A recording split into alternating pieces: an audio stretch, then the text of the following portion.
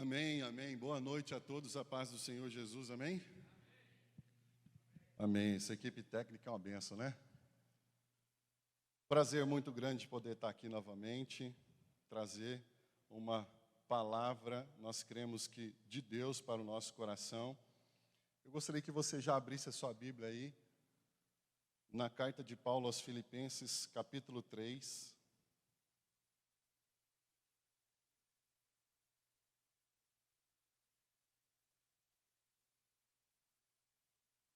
Filipenses capítulo 3, nós vamos fazer a leitura do verso 1 ao verso 11. Gostaria de cumprimentar também aquelas pessoas que estão nos acompanhando pelas nossas redes sociais, YouTube, Facebook. Que a paz do Senhor esteja com vocês também, que vocês sejam abençoados nessa noite. Filipenses capítulo 3, todos acharam? Filipenses 3, do 1 a 11, diz assim: Quanto ao mais, irmãos meus, alegrai-vos no Senhor. A mim não me desgosta, e é segurança para vós outros que eu escreva as mesmas coisas. Acautelai-vos dos cães, acautelai-vos dos maus obreiros, acautelai-vos da falsa circuncisão. Porque nós é que somos a circuncisão, nós que adoramos a Deus no Espírito e nos gloriamos em Cristo Jesus e não confiamos na carne. Bem que eu poderia confiar também na carne. Se qualquer outro pensa que pode confiar na carne, eu ainda mais. Circuncidado ao 8º dia, da linhagem de Israel, da tribo de Benjamim, hebreu de hebreus, quanto à lei, fariseu. Quanto ao zelo, perseguidor da igreja, quanto à justiça que há na lei, irrepreensível. Mas o que para mim era lucro, isto considerei perda por causa de Cristo. Sim, deveras considero tudo como perda, por causa da sublimidade do conhecimento de Cristo Jesus, meu Senhor, por amor do qual perdi todas as coisas e as considero como refúgio para ganhar a Cristo, e ser achado nele, não tendo justiça própria, para que procede de lei, senão a que mediante a fé em Cristo, a justiça que procede de Deus, baseada na fé, para o conhecer e o poder da sua ressurreição, e a comunhão dos seus sofrimentos, conformando-me com ele na sua morte, para, de algum modo, alcançar a ressurreição dentre os mortos. Amém? Coloca a sua Bíblia no banco aí. Ore ao Senhor agora. Peça ao Espírito Santo para falar ao seu coração nesse momento. Em nome de Jesus.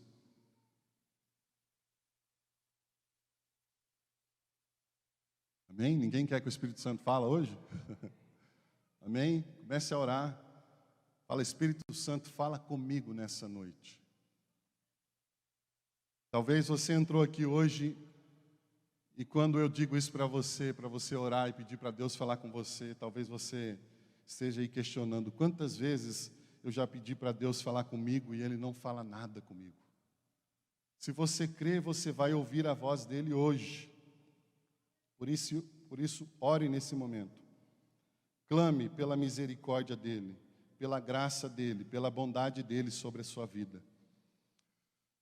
Pai querido, nós nos rendemos diante de Ti nesta noite, Te louvamos, Te bendizemos, engrandecemos o nome do Senhor que é todo-poderoso, daquele que fez os céus e a terra, daquele que preparou esta noite, que reuniu a sua igreja para falar com a Tua igreja. Nós estamos aqui como parte da Tua igreja nessa terra, Pai.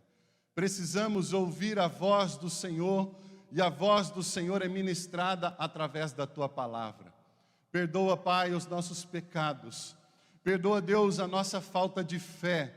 Perdoa, Senhor, a nossa, muitas vezes, condição de insignificância diante de Ti, ó Deus. Perdoa, Senhor, o nosso desprezo diante do Senhor, muitas vezes. Toca no nosso coração. Fala conosco nessa noite, ó Deus, segundo a Tua vontade e a Tua bondade, em nome de Jesus. Amém. Amém. Pode sentar.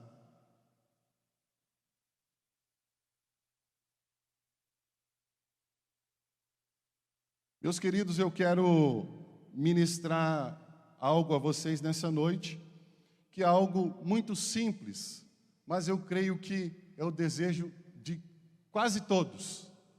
Quase todos. Embora pareça muito lógico, nem todos querem isso.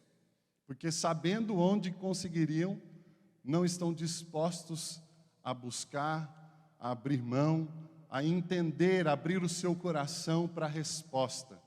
Eu quero falar nessa noite sobre a verdade da salvação e da alegria.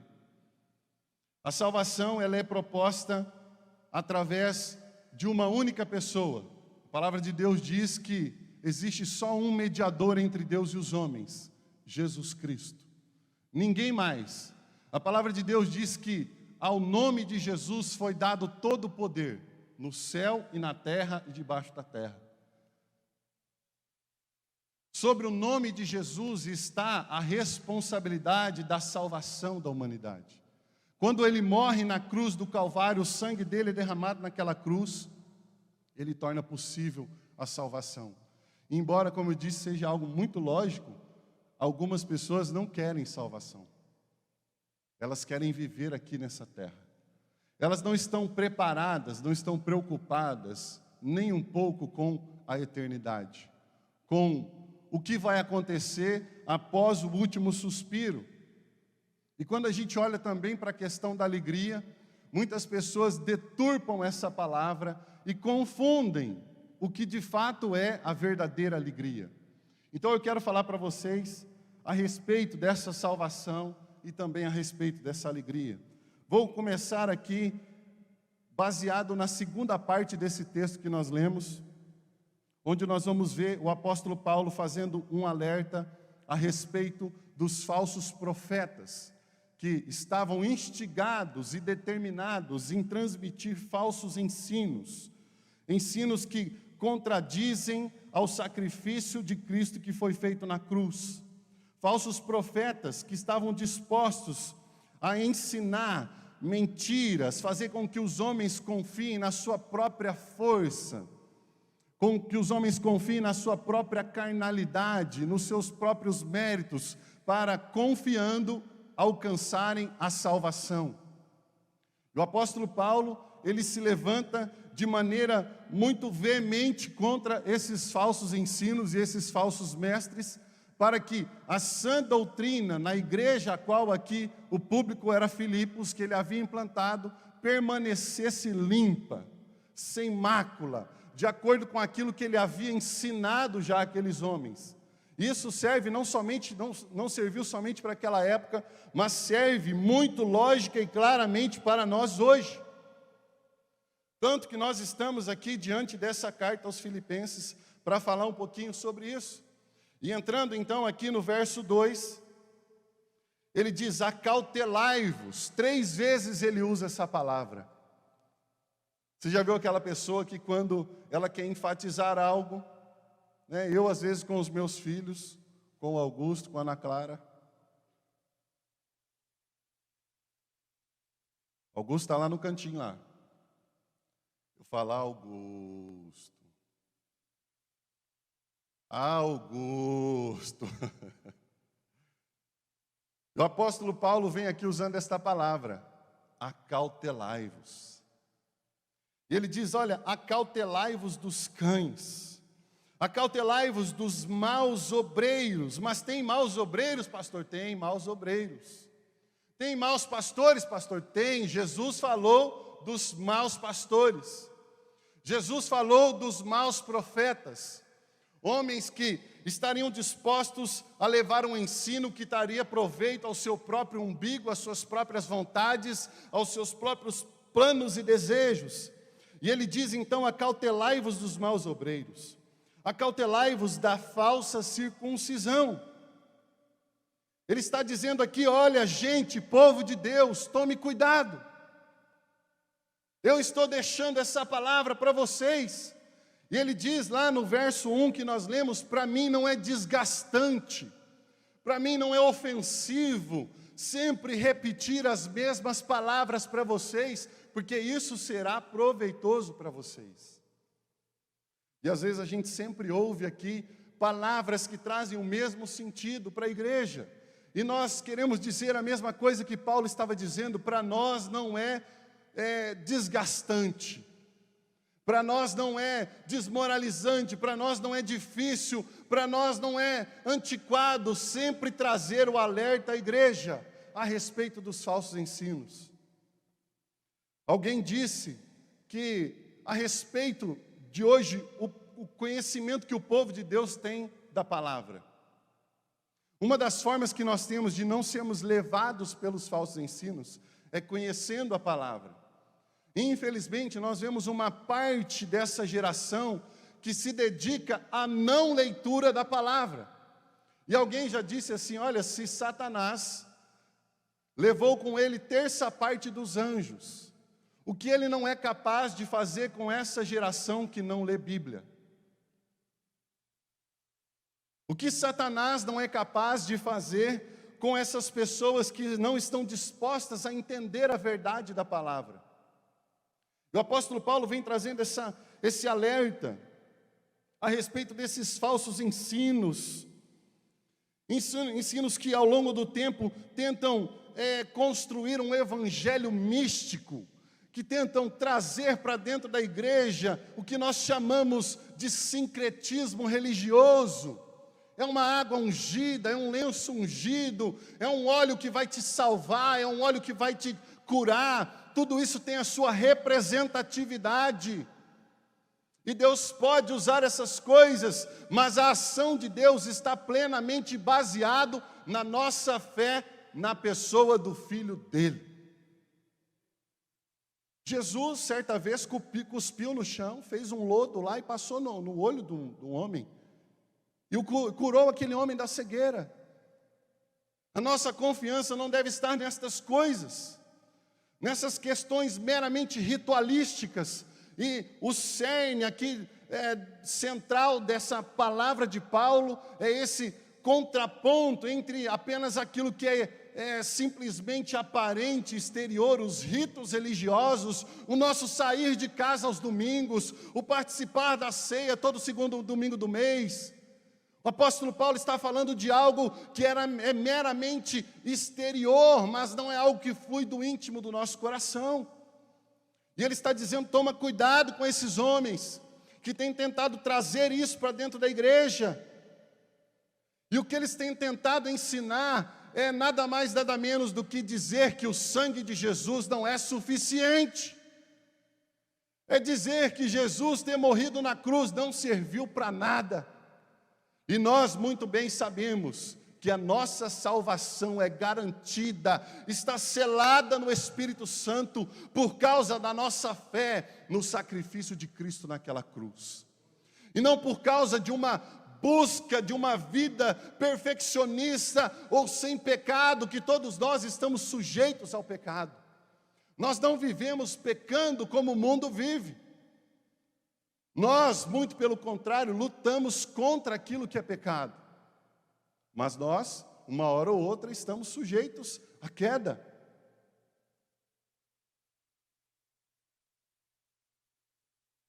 Trata-se da supervalorização daquilo que é apenas aparente e visível para o homem. Porque aqueles falsos mestres estavam querendo falar a respeito dessa circuncisão que foi de fato estabelecida no Antigo Testamento. Mas que com a vinda de Jesus, essa circuncisão apontava para o sacrifício de Cristo. Paulo estava falando, olha, não é necessário mais o rito da circuncisão. E ele vai continuar dizendo a partir do verso 3, que Cristo é a nossa circuncisão. É Cristo habitando dentro de mim, do meu coração, é essa circuncisão. E ele diz a partir do verso 3, ele diz assim, porque nós é que somos a circuncisão, nós que adoramos a Deus no Espírito. É algo sobrenatural, não se trata mais de algo meramente ritualístico e religioso, externo, mas é algo que foi feito dentro do nosso coração, quando nós recebemos a Jesus. E ele continua dizendo, e nos gloriamos em Cristo Jesus.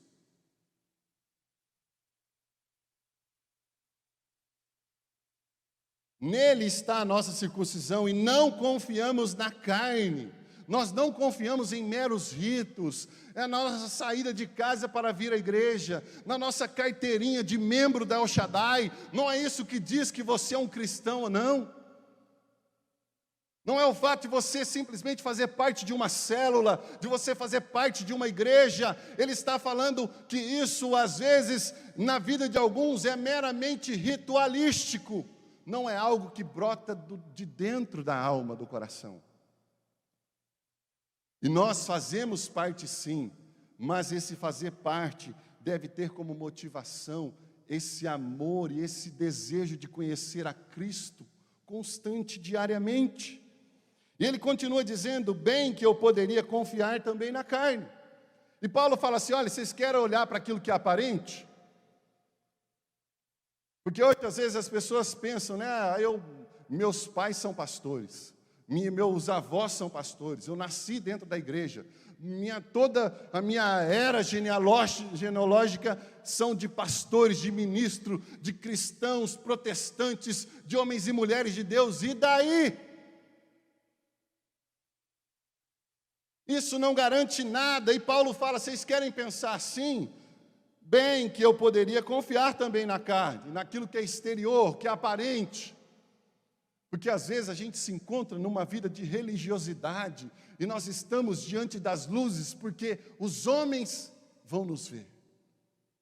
Nós estamos dispostos a fazer as coisas, às vezes até ajudar dentro da obra de Deus, porque o pastor vai me ver, porque está sendo transmitido pela internet, porque o meu líder de célula vai me ver, e eu quero ser um líder de célula lá na frente. Corte isso agora. Nós precisamos entender a verdadeira motivação, e Paulo fala sobre isso que é aparente, que se tem alguém que poderia confiar na aparência, seria ele. Se qualquer outro pensa que pode confiar na carne, eu ainda mais. Circuncidado ao 8º dia. Ele estava dizendo, eu sou judeu de sangue, original. Não é judeu meia boca, não, eu sou legítimo, da linhagem de Israel, ou seja, ele fazia parte de um povo que o Deus de Israel havia separado. Da linhagem de Israel, Deus havia separado aquele povo, da tribo de Benjamim, a tribo que deu àquela nação o seu primeiro rei chamado Saul.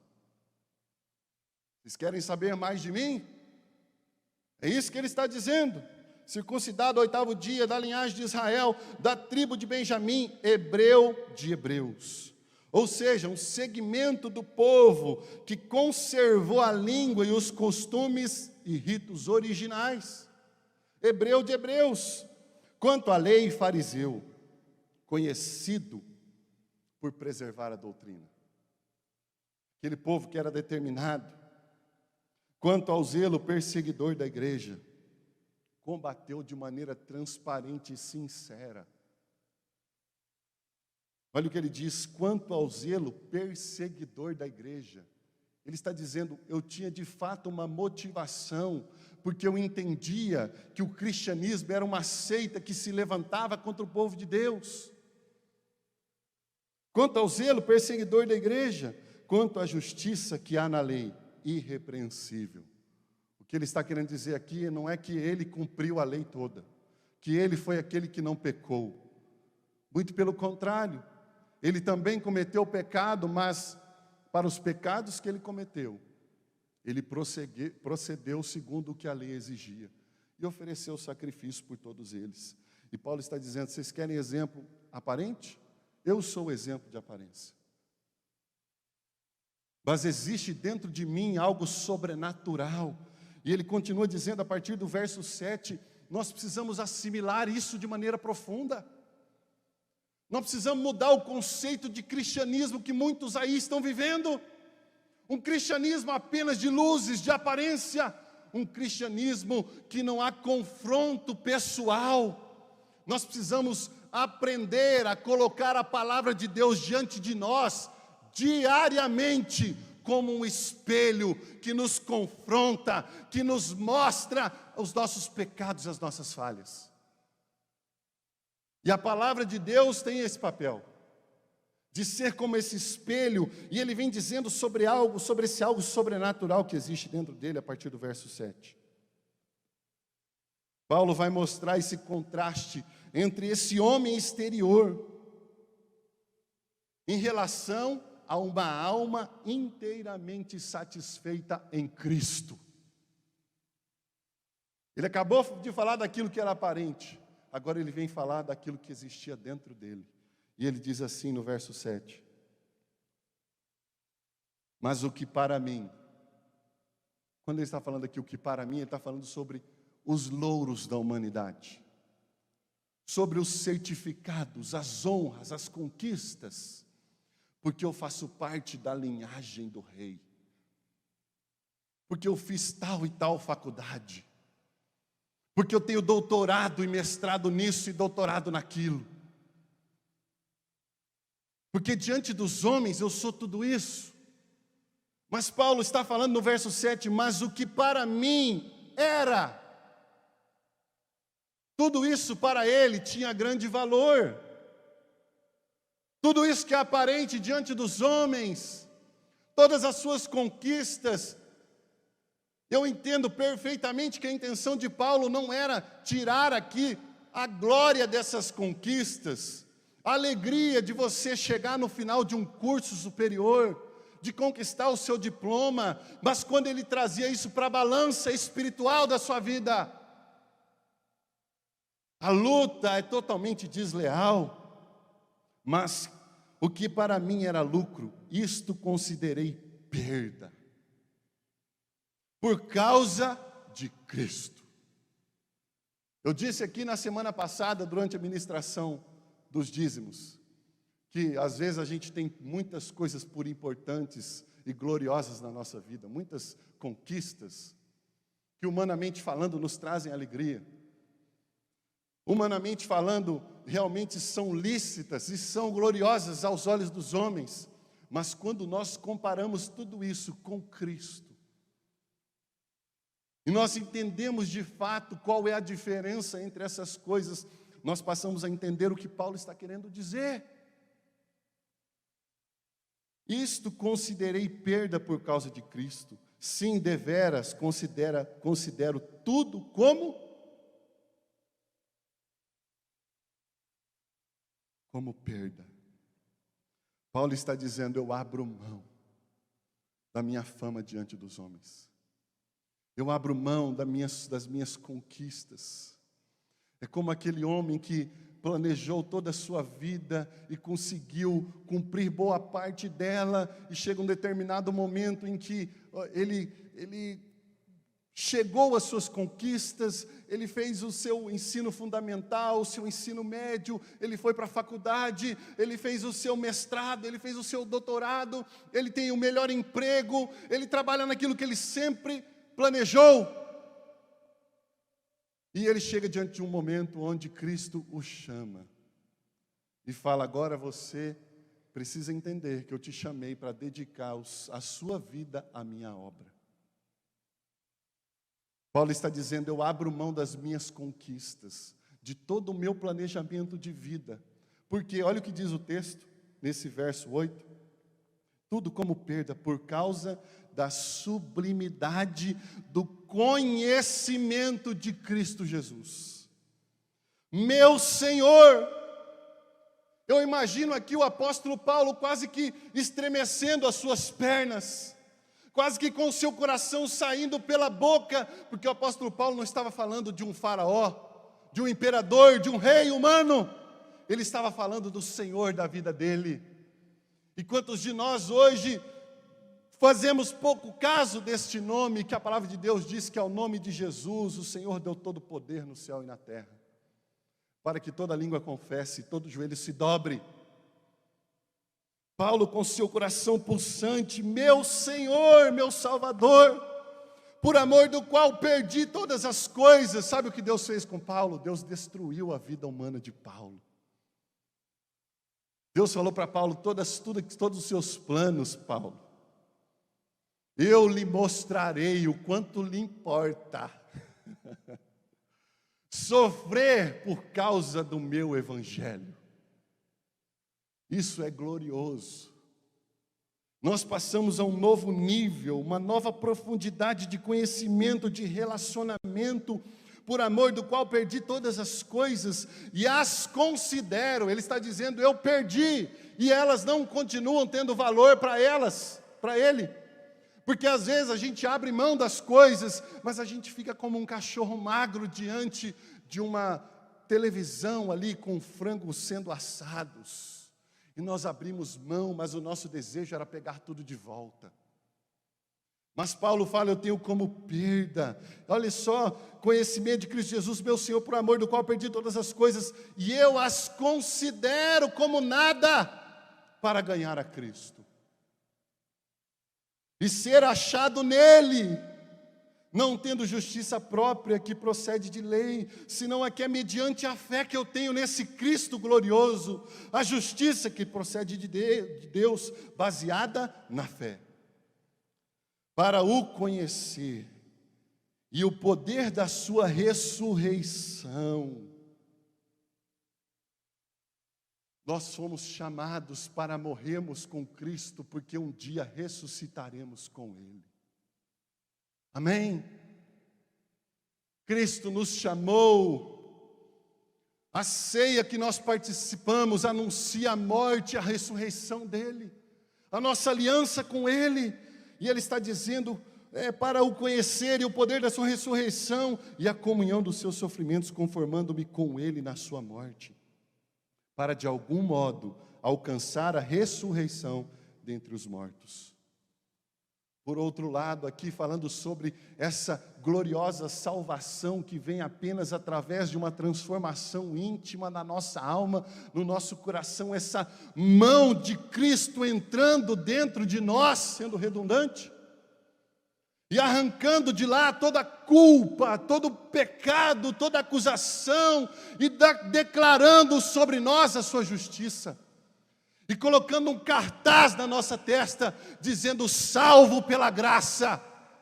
Não existe mérito próprio, não existe nada que eu possa fazer. E Paulo está dizendo, olha, essa é a verdadeira e genuína salvação, que está proposta no Filho dele, chamado Jesus Cristo.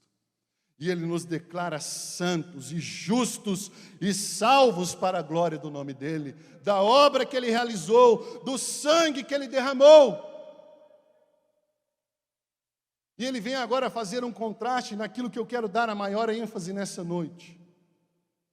Por outro lado, entrando então na primeira parte do texto, no verso 1, Paulo fala sobre o ser alegre em Cristo. Sobre a verdadeira e genuína, profunda, gloriosa alegria. Ele nos ensina que a nossa alegria, ela não está baseada nas coisas ou nas circunstâncias. Sabe por quê? Porque as circunstâncias mudam e as coisas vão embora. E se nós depositarmos a nossa alegria nas coisas, nos nossos bens, nas nossas conquistas humanas, tudo isso pode não estar mais disponível amanhã. E lá se vai a alegria do homem. E lá se vai a sua vã esperança. Ele nos ensina que a nossa alegria não deve estar baseada nas coisas e nas circunstâncias. Porque hoje eu tenho, mas e amanhã? E se eu não tiver mais? A situação em que Paulo registra essa carta é uma situação onde ele se encontrava preso. Mas a sua alma estava mais livre do que o homem que ordenou a sua prisão. A alegria de Paulo não estava presa em cadeias. A alegria de Paulo era uma alegria que trazia liberdade íntima da alma e do espírito. E é uma alegria demonstrada como algo inabalável. Porque ela está fundamentada em alguém que fez e é muitas coisas. E nós vamos pensar nisso então. A minha alegria, ela não pode estar baseada no poder humano, no poder político. A minha alegria não pode estar baseada nas expectativas que o presidente Bolsonaro tem para dar para o Brasil. E agora o Biden ganhou na América, como é que vai ser? E agora, e isso, e aquilo, e desespero, e o que vai acontecer? A nossa alegria não está baseada nessas coisas, nessas circunstâncias e situações, porque elas são passageiras. E a palavra de Deus diz que céus e terra passarão, mas a minha palavra não passará. Deus tem compromisso comigo e com você através da palavra dele. Amém? E a palavra de Deus diz que Deus não é homem para que minta. Ele tem compromisso conosco. A nossa alegria não está nos políticos, porque hoje eles estão lá, amanhã eles não estão mais. A nossa alegria não está baseada nos nossos bens, porque eles nos abandonam tão fácil. Principalmente as coisas que vêm da China. Olisinal.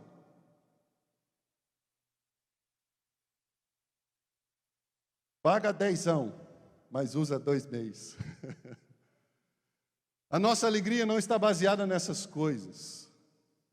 A nossa alegria não está baseada nos nossos pastores, nos nossos líderes. No homem. Sabe por quê? Porque nós decepcionamos as pessoas. Os pastores podem decepcionar as suas ovelhas. Os líderes vão decepcionar os seus liderados. Mas nós permanecemos inabaláveis, porque a nossa alegria não está fundamentada nessas coisas. E nós entendemos que nós erramos, porque é que o outro ser humano também não pode errar. Nós somos perdoados. Nós queremos ser perdoados, porque é que os outros não podem ser perdoados. Os homens são passageiros, as coisas vão embora, o dinheiro acaba, o dinheiro te abandona, o poder e a fama, né? Quantas pessoas, esses dias eu não vou falar aqui, né, o nome, mas uma pessoa que a gente tem muita honra de fazer parte como brasileiro, um grande cantor sertanejo das antigas. Eu usava até berrante, que merece, né, todas as honras de ser um brasileiro. Mas passou. Os homens passam. A nossa alegria, Paulo nos ensina que não deve estar baseada nessas coisas. A nossa alegria deve estar baseada naquele que vive para todo sempre.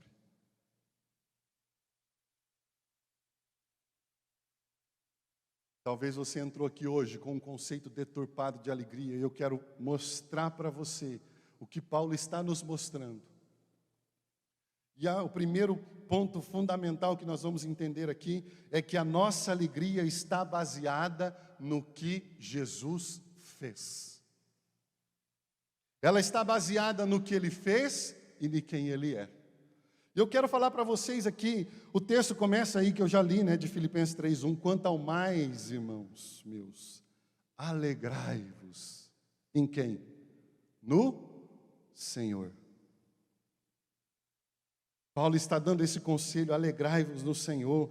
E a nossa alegria, ela também está baseada naquilo que Ele fez. Salmo 45 diz assim, ó: Senhor meu Deus, quantas maravilhas tem feito. A mim não desgosta e é segurança para vós outros, não se pode relatar os planos que preparastes para nós. Eu queria proclamá-los e anunciá-los, mas são por demais numerosos. Está aparecendo aqui? São por demais numerosos. Então, seria muita ousadia da minha parte querer falar para você tudo o que pode basear a nossa alegria no que diz respeito ao que Jesus fez e o que o Senhor nosso Deus fez. Então nós vamos falar apenas algumas delas aqui. Primeiro, o que Ele fez? Efésios 2:1 e 5. Ele vos deu vida. Amém?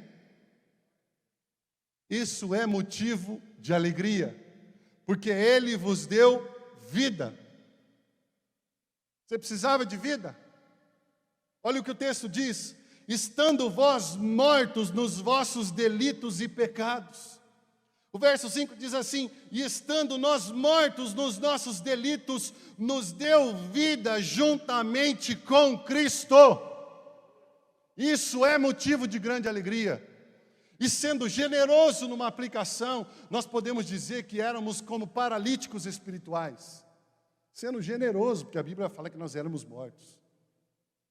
E Jesus toma a decisão de se achegar a nós, estender a sua mão e soprar sobre a nossa vida, trazendo fôlego. Aquele que estava morto já não está mais morto, porque foi soprado o fôlego de vida sobre ele. Isso é motivo de alegria. A nossa alegria está baseada naquilo que Ele fez por nós. Ele nos deu vida.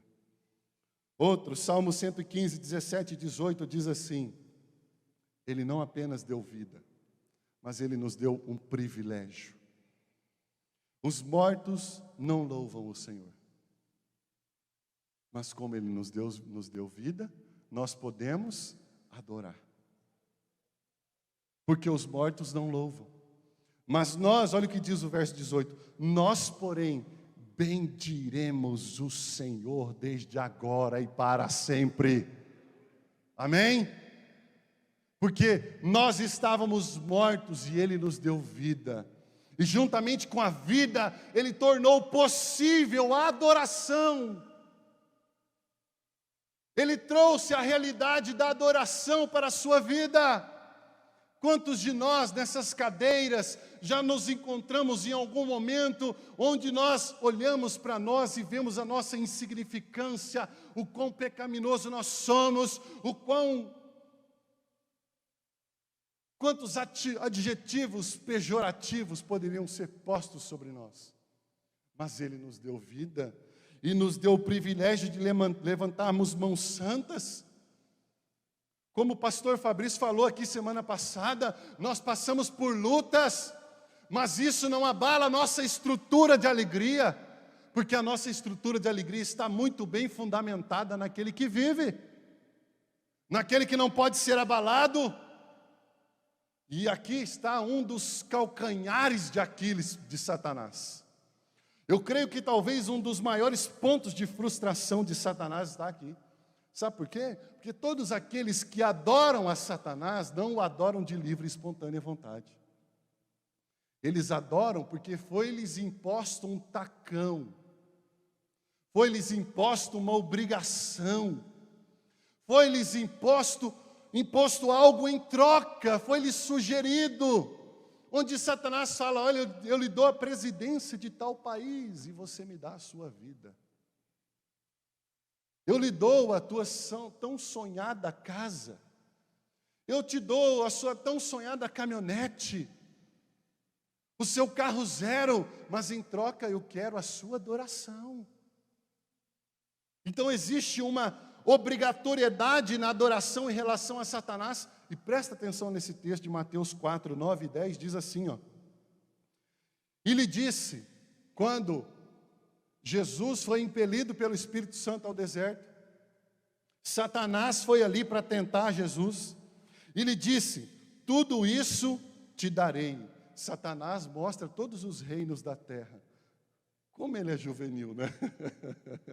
Jesus tem todos os reinos da eternidade, e Satanás mostra todos os reinos da terra. É muita juvenalidade, mas é o máximo que ele poderia oferecer. E ele fala para Jesus, logo diante de quem? Né? Diante do nosso Deus Jesus. Ele diz: tudo isso te darei, Jesus, se prostrado me adorares. Mas olha só, presta atenção nas palavras de Jesus. Então Jesus lhe ordenou: retira-te, Satanás, porque está escrito: ao Senhor teu Deus adorarás, e só a Ele darás culto. Agora presta atenção na resposta de Jesus. Jesus em nenhum momento falou para Satanás: o meu pai tem muito mais para me dar. Jesus falou isso? O que Jesus me mostra? Existe um privilégio que não pode ser comprado. o privilégio voluntário da adoração. Jesus responde,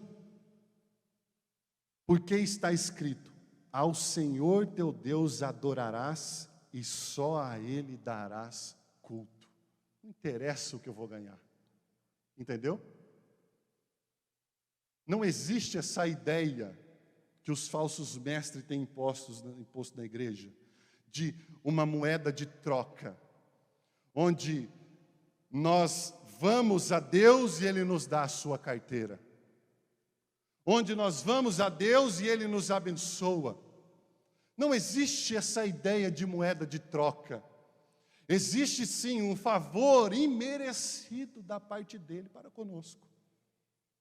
E nós temos o privilégio de adorá-lo com livre e espontânea vontade. Não importam as coisas que eu tenha, não importam as situações que eu esteja vivendo ou vá viver. Eu vou levantar as minhas mãos e vou adorar esse Deus. Outra, 1 Pedro 2,9. Vós, porém, sois raça eleita, sacerdócio real, nação santa, povo de propriedade exclusiva de Deus, a fim de proclamardes as virtudes, presta atenção, daquele que vos chamou das trevas para a sua maravilhosa luz. Nós andávamos perdidos, como cegos no meio da escuridão. Nós não éramos apenas cegos, mas nós estávamos em trevas ainda.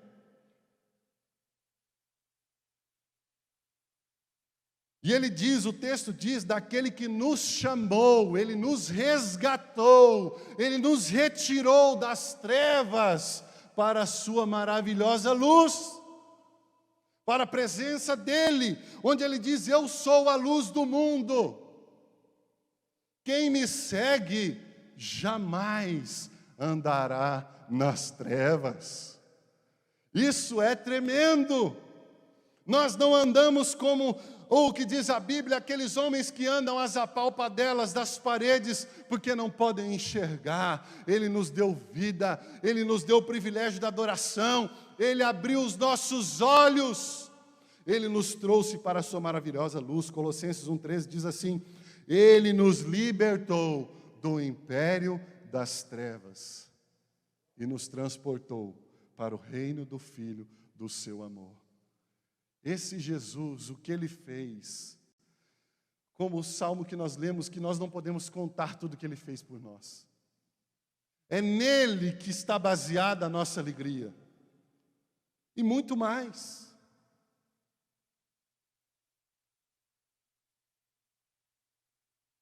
Ele nos tornou filhos. Não posso falar, né? Tem muita coisa. Eu vou só citar aqui. Eu vou até pedir para o louvor subir aqui já. Como diz o Luciano Subirá, para parecer que está acabando. Eu ia pedir para vocês nem descer hoje, mas aí não deu tempo. São incontáveis os feitos dele pela nossa vida.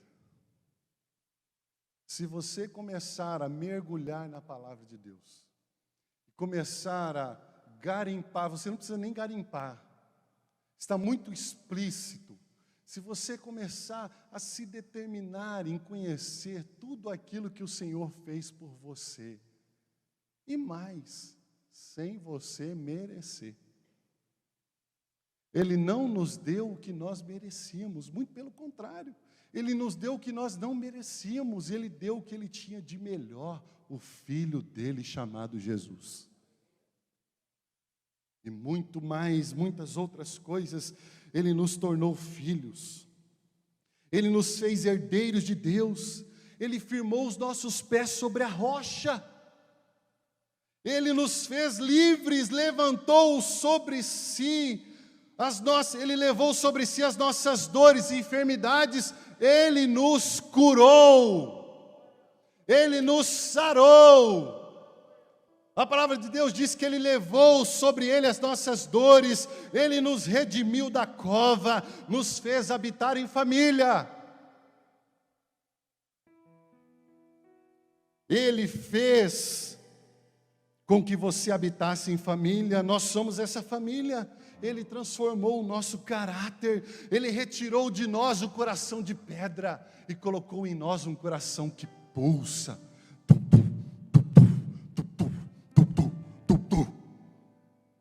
Um coração que pulsa para a vida.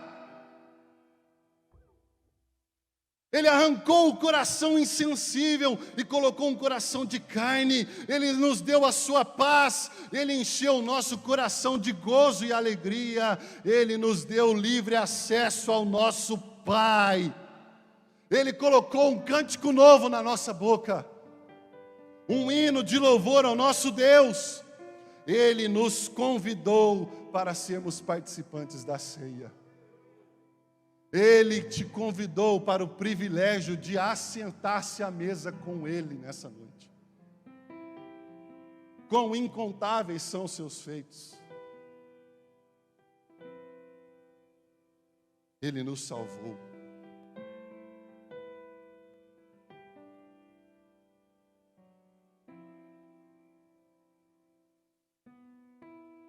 Você vai para o céu.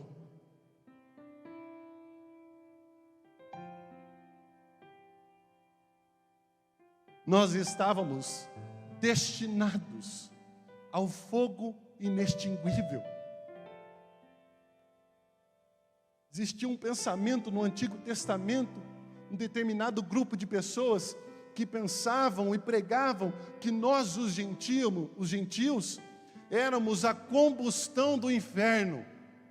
Sabe o que ele estava querendo dizer? Que Deus ia usar os gentios como fogo, como combustão. Mas o filho dele morreu.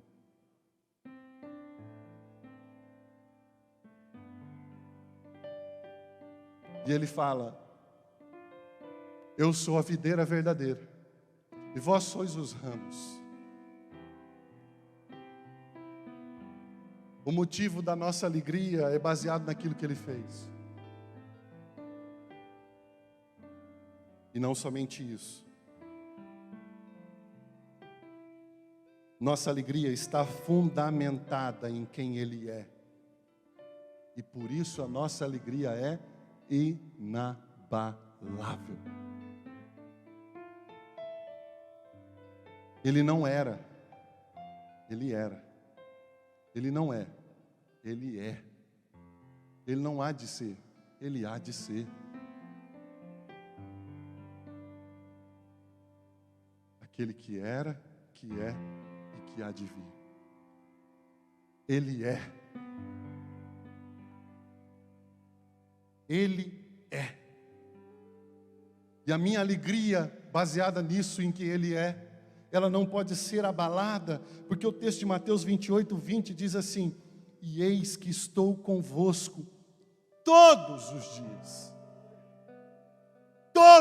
dias, até a consumação dos séculos.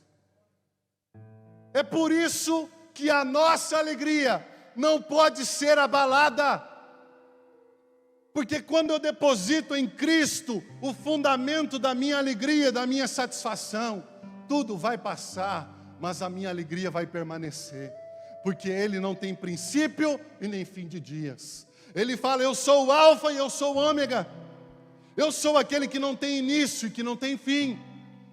Sabe o que o texto está querendo dizer? Ele sempre estará conosco. Hebreus 13:5, seja a vossa vida sem avareza. O que é a riqueza? Não é nada. O que é a riqueza? O que são os bens? O que é o dinheiro? É só um detalhe. Seja a vossa vida sem avareza, contentai-vos com as coisas que tens. Porque Ele tem dito: de maneira alguma te deixarei, jamais, nunca te abandonarei. É por isso que a nossa alegria não se abala, porque a nossa alegria está baseada naquele que é eterno. Isaías 9:6 diz assim: porque um menino nos nasceu, um filho se nos deu, o governo está sobre os seus.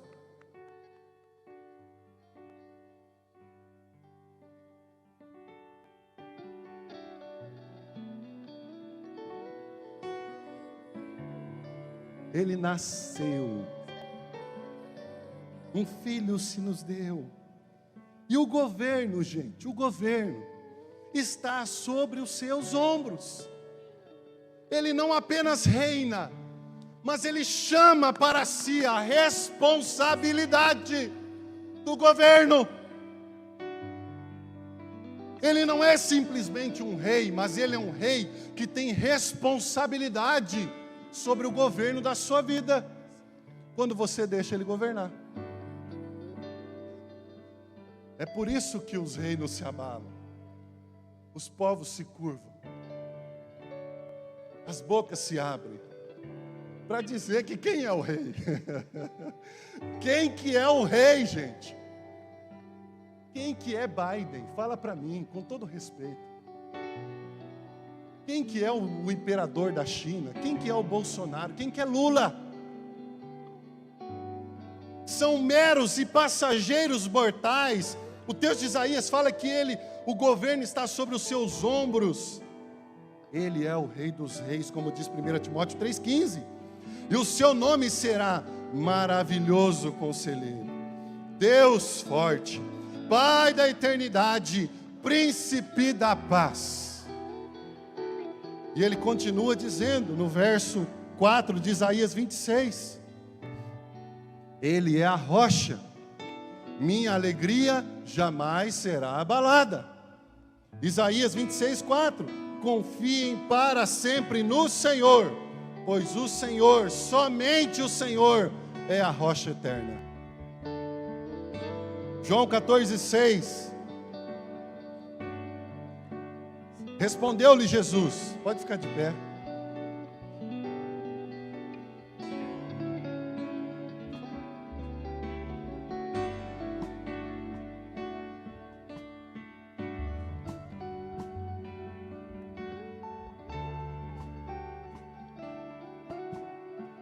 João 14:6. Respondeu-lhe Jesus, eu sou o caminho.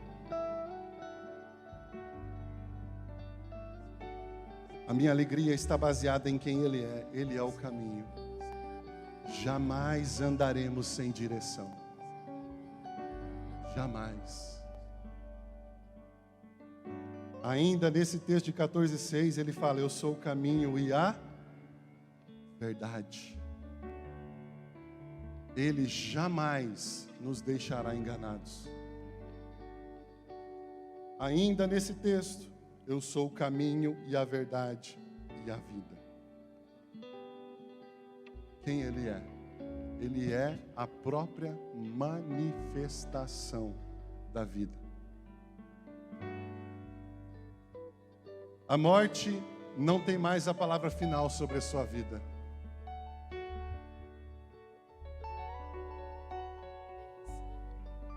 Porque Ele é o Deus da vida. Eu sou o caminho e a verdade e a vida. Ninguém vem ao Pai senão por mim. O Deus da vida que venceu a morte. 1 Timóteo 6,15. O qual, no tempo próprio, manifestará o bem-aventurado e único soberano. Quem Ele é? Ele é o único soberano. Rei dos reis e Senhor dos senhores. Efésios 5:23. Porque o marido é a cabeça da mulher, como também Cristo é a cabeça da igreja. Eu queria nessa noite deixar para você um pouco só de motivos para você fazer dele a sua maior alegria. Talvez você entrou aqui hoje perplexo diante de alguma má notícia, diante das más circunstâncias, das situações que a vida nos proporciona. Eu quero dizer aqui, encerrando, que nós, como o pastor Fabrício falou aqui semana passada, não estamos isentos das tribulações, nós não estamos. Mas as tribulações e as circunstâncias jamais abalarão a nossa alegria em Cristo. E eu quero tomar liberdade aqui, enquanto eu lembrei aqui, de falar de uma pessoa. para a honra e glória do Senhor Jesus. Eu não sei se vocês lembram, acho que foi no ano passado, de 2 jovens aqui da igreja, que saíram daqui do culto de jovens no sábado e sofreram um acidente de moto. Foi o Piá e a Luana, o Paulo e a Luana. Eles estão aqui desse lado aqui, acende a luz aqui para a gente ver eles. Os 2 são muito tímidos, mas eles são da nossa gangue, a nossa gangue aparece. Levanta a mão aí, Piá. Aqui, ó, o Piá e a Luana estão ali sentados. Esses 2 jovens saíram do culto. Ué, mas são crentes, não são? Estava no culto, não estava? Está isento de tribulação? Sofreram um acidente. O Piá teve parada cardiorrespiratória, né, Piá? O bombeiro teve que fazer processo de ressuscitação nele. Eles ficaram 6 meses de cama. A família tinha que dar banho, tinha que cuidar. Deus operou milagres na família deles. Olha só, Deus, ele usa o tempo de tribulação para operar milagre. Deus não perde tempo nunca, gente. Até na lágrima, ele usa para lavar o seu rosto. Deus operou milagres sobre essa família. E de um tempo para cá, a Luana, eles são da minha célula hoje, a Luana vem reclamando de dores na perna, porque ela fez uma cirurgia, ela quebrou o fêmur, pôs uma placa de metal, e ela vem reclamando, né? Foi dar uma de atleta lá, fazer uns exercícios, começou a sentir dor. E dores, e dores, e dores, e dores. Para resumir, ela foi no médico essa semana e descobriu 2 coisas. Primeiro, o osso da perna não colou, gente. Segundo, a placa quebrou. Eu não sei nem o que ela está fazendo aqui hoje. É uma boa explicação.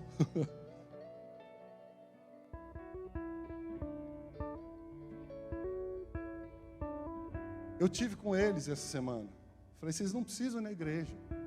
Vocês não precisam ir na célula, evita. Mas eles estão aqui.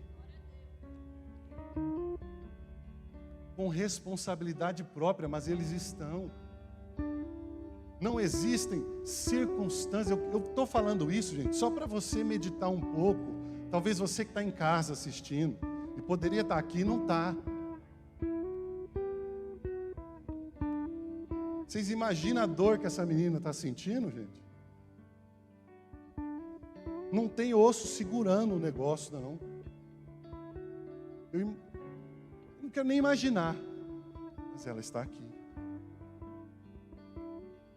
O diabo nunca vai conseguir isso.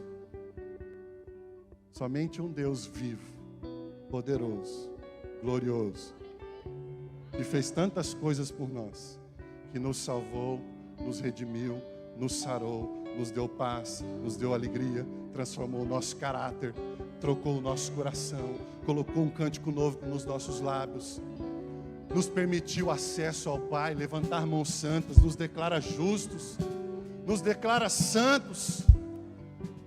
Somente um Deus que não tem princípio nem fim de dias, somente um Deus que é a pedra de esquina, somente um Deus que quem com Ele não ajunta espalha, somente um Deus que é o caminho e a verdade e a vida, é capaz de nos atrair. E nós começamos a entender um pouco das palavras de Paulo, quando ele diz, porque o amor de Cristo nos constrange, e nós somos levados à presença dEle, nós somos atraídos à presença dEle. Eu gostaria que você agora demonstrasse em oração, do jeito que você quisesse, a sua gratidão a Deus. Você colocasse a sua mão no seu coração, e nós não seremos abalados, amém? Vamos cantar essa canção.